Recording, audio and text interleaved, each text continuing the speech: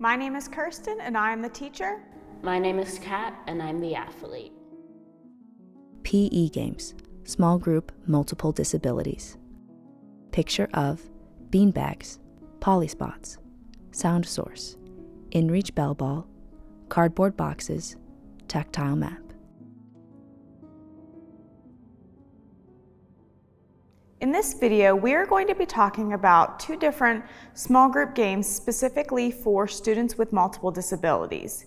The adaptations, modifications, and teaching methods used in this video can be applied to any small group PE games, recess games, free time activities to make them fully accessible for students with multiple disabilities. The first game that we are going to be talking about are target games.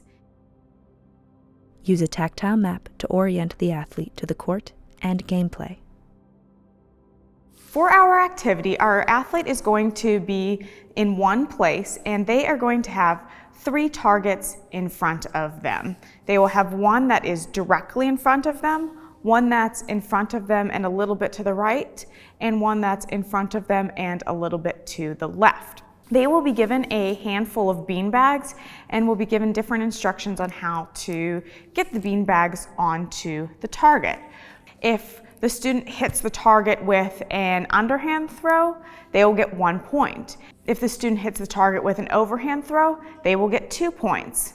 I'm going to hand this tactile map to Kat and give her an opportunity to explore the map herself. This is where you are sitting, and then directly in front of you, about 4 feet, we are going to put 3 poly spots. One will be in the center at 12 o'clock from where you are. Then the one to the right is at about 1 o'clock, and the one to the left is at about 11 o'clock. We will also put a sound source right behind the center poly spot to help you orient to where each of the poly spots are. Use an artist's figurine with the athlete to demonstrate the movement. Using an artist figurine is an excellent teaching method to make sure that the student has an idea of the specific locomotor skills that may be used in this activity. Our artist figurine can be formed into any of the body movements for that activity, and then you can pass it to the student and walk them through the different body movements and make sure that they understand what is going to be expected of them in the game. Use a variety of equipment to make the skill accessible for the athlete.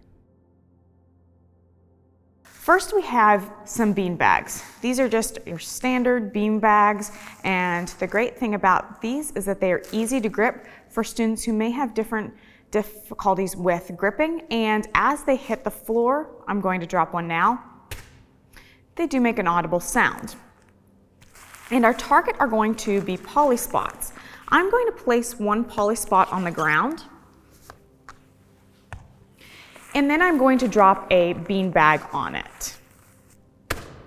It made a little bit louder of a sound than our bean bag that hit just the gym floor, making it a good target for the students to aim for because they can hear when the bean bag hits the poly spot versus when it just lands on the ground. And finally, we have our beeping sound source. As I talked about with Kat in our tactile map, the beeping sound source can be placed behind the center target and turned on. It makes a consistent audible noise for the student to aim towards.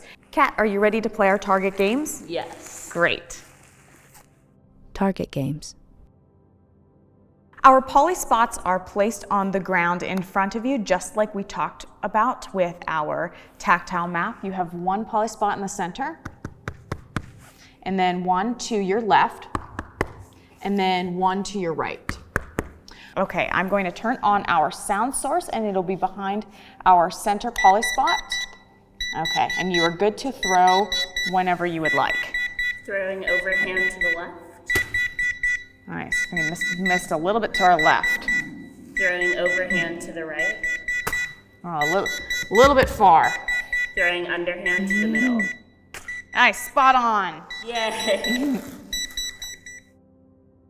Be patient. It may take several attempts for the athlete to progress in the skill. The second game that we are going to talk about is castle bowling. This is fairly similar to a typical bowling game, but students will have the opportunity to build a castle with some cardboard boxes, and then they will go to the opposite side and will have a chance to work on knocking the castle down with a bowling ball or in-reach ball. Use a tactile map to orient the athlete to the court and gameplay. In this activity, students will go to one end of the gym or other area that they are using, and they will work with a peer by themselves or anyone else to build a castle with some boxes. In our game, we are going to have 2 boxes, and so Kat might choose to stack one on top of the other. Then she is going to go down to the opposite side of the gym and will roll our in-reach ball down towards the boxes and try to knock them down. After building the castle, the athlete will go to the opposite end of the gym and they will roll using an underhand roll like a typical bowling game and try to hit down the boxes as quickly as they can.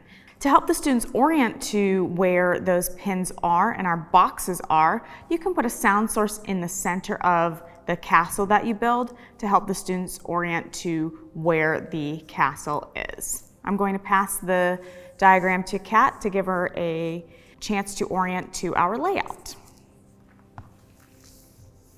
Currently we have our boxes stacked one on top of the other, and then we'll have a sound source right in the center of them, and then you will sit on the opposite side and roll using an underhand roll that we practiced earlier and try to hit down those boxes. Any questions? No, you answered them all. Great, thank you. Castle bowling.